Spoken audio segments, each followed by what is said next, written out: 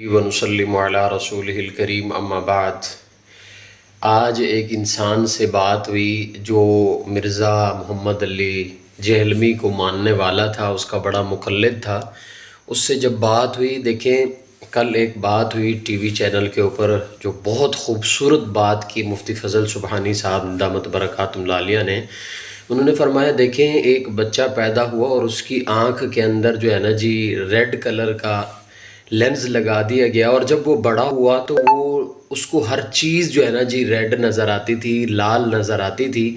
اب اس کو یہ پتہ نہیں تھا کہ میرے ساتھ یہ ہو چکا ہے، تو وہ سب کو کہتا ہے کہ یہ ساری کی ساری چیزیں جو ہے نا جی سرخ ہیں، حالانکہ اس کی آنکھ کا مسئلہ تھا، چیزیں سرخ نہیں تھیں۔ تو آپ نے فرمایا دیکھیں جب نیگیٹیوٹی آ جاتی ہے انسان کے اندر، جب منفی اثرات آ جاتے ہیں تو پھر اس کو کچھ بھی نظر نہیں آتا کہ میں کیا کہہ رہا ہوں، میں کیا بول رہا ہوں، اور مجھے انسان کے ذہن میں منفی اثرات آ جاتے ہیں تو اسے پتہ نہیں ہوتا کہ اب میں نے کیا کرنا ہے۔ تو آج جس شخص سے بات ہوئی ہے تو اس نے تو یہاں تک کہہ دیا عجیب عجیب باتیں، حدیث کا انکار، یہاں تک کہ اس نے تو یہ کہہ دیا کہ اگر حضرت عمر رضی اللہ تعالیٰ نقل کفر نباشد کہ اگر حضرت عمر رضی اللہ تعالیٰ نے اپنے پورے زمانے میں بتائیں کہ حضور کی کون سی ایک حدیث ہے کہ جس کو جو ہے نا جی انہوں نے فالو کیا ہو اور اس پر عمل کر کے دیا ہو۔ اتنی بڑی بات اس شخص نے جب کہی تو زمین پاؤں کے نیچے سے نکل گئی کہ یہ اتنی جو ہے نا جی زبان درازی کر رہا ہے۔ میں نے اس سے کوئی بحث تو نہیں کی کیونکہ وہ ایک جاہل آدمی تھا، میں نے صرف اسے اتنا کہا ہے کہ دیکھو آپ جس کو ماننے والے ہیں نا جی، جس کو فالو کرتے ہیں، اس کو بھی اگر آپ دیکھیں گے، اس کے بیان سنیں گے تو وہ ایک بات پہ 2 اگر قرآن کی آیتیں سنائے گا تو وہ 20 آپ کو حدیث کے حوالے دے گا۔ تو آپ یہ کیسے کہہ رہے ہیں؟ اور اس کا سوال یہ تھا کہ دیکھیں جو حدیث ہے، حدیث نبوی صلی اللہ علیہ وسلم، اس کی ہمیں ضرورت ہی کیوں پڑی، اور قرآن پاک ہمارے لیے کیوں کافی نہیں تھا، اور قرآن پاک کی تشریح قرآن پاک سے کیوں نہیں کی گئی؟ تو دیکھیں ایک معصومانہ سا سوال ہے، اور اس کا جواب کیا ہے کہ قرآن پاک اللہ رب العزت خود ہمیں حدیث کی طرف اور رسول اللہ صلی اللہ علیہ وسلم کی طرف لے کر کے جاتے ہیں۔ جیسے قرآن پاک میں ایک آیت ہے من یطع الرسول فقد اطاع اللہ، کہ اگر آپ نے رسول کی اطاعت کی تو وہ اللہ رب العزت کی اطاعت ہوگی۔ اور جب اللہ رب اور قرآن کے کتنے ایسے مقامات ہیں کہ جب تک ہم حدیث کا سہارا نہ لیں تو ہمیں وہ قرآن کی آیت یا قرآن کا وہ مقام سمجھ نہیں آ سکتا۔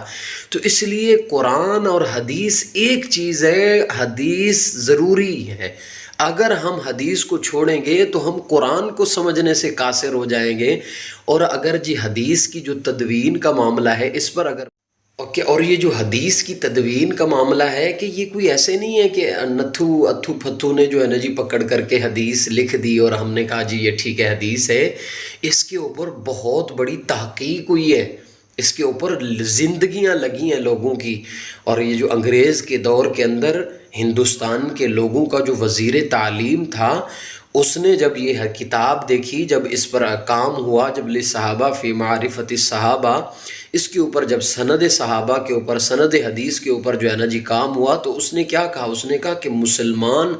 اس کام پہ، سند حدیث پہ انہوں نے جو کام کیا اس پر جتنا فخر کریں اتنا کم ہے، یہ اتنا بڑا کام کیا ہے۔ اور ایسے نہیں ہے کہ کسی نے اٹھ کے حدیث بیان کر دی اور لکھنے والوں نے، یہاں تک کہ اگر حضرت امام بخاری رحمۃ اللہ علیہ نے حدثنا کہ میں نے امام معی سے سنا یا میں نے کسی سے حدیث بیان کی ہے، تو یاد رکھیں اس کے پورے حوالہ جات کو بیان کیا ہے کہ اس نے جو اس سے حدیث سنی ہے کہ اس وقت اس کی کیا عمر تھی، اس نے بیان کرنے والے۔ اگر کسی نے سمعتو کہا ہے تو انہوں نے اس کی تصدیق کی ہے کہ یہ جو سمعتو کہنے والا ہے اس وقت تو یہ کوفہ میں تھا، اور یہ شخص جس سے یہ سن رہا ہے یہ مکہ میں تھا۔ کیا ان کا کوئی آپس کا سفر ہوا ہے، ملاقات ہوئی ہے کہ نہیں ہوئی؟ یہاں تک کہ اتنا تک امتحان لیا گیا کہ ایک شخص نے اگر حدیث بیان کی ایک امام نے تو ان کا، اور 30 سال 40 سال کے بعد انسان کا ذہن پختہ ہونے کے بعد نیچے ہونا شروع ہو جاتا ہے، اور اس وقت اس صاحب کی عمر 80 سال ہو چکی تھی، اور بیان کرنے کے والے نے، پوچھنے والے نے جا کر کے بطور امتحان جا کر کے پوچھا کہ میں جا کے ان سے سنوں، کہا کہ میں نے جی آپ سے ایک حدیث سنی تھی، ذرا اس کے بارے میں مجھے بتائیں۔ تو 80 سال کی عمر میں اس صاحب نے وہ حدیث بعین ہی ویسے ہی بیان کی، تو انہوں نے فرمایا فما اسقط منہ حرفا، کہ میں نے کوئی ایک حرف کی۔ تو یاد رکھیے، گزارش یہ ہے کہ حدیث اور قرآن، اگر اللہ رب العزت نے قرآن پاک کے لیے فرمایا انا نحن نزلنا الذکر و انا لہ لحافظون، تو اللہ رب العزت نے قرآن پاک میں اپنے نبی کے لیے یہ بھی فرمایا وذکر فإن ذکریٰ تنفع المؤمنین، کہ ہم اپنے نبی کے ذکر کو بھی کیا کریں گے، محفوظ کریں گے۔ تو یاد رکھیں، قرآن بہت بڑی کتاب ہے، اور قرآن کے کئی مقام ہمیں حدیث کے بغیر سمجھ نہیں آئیں گے۔ یہ کہنا کہ 250 سال کے بعد اس کی تدوین ہوئی ہے، اللہ رب العزت نے تو حدیث کو بھیجا ہی، کہ میرے نبی نے کیا فرمایا کہ جس نے میری حدیث کو سنا، آگے پہنچایا، اللہ اس کو کیا کرے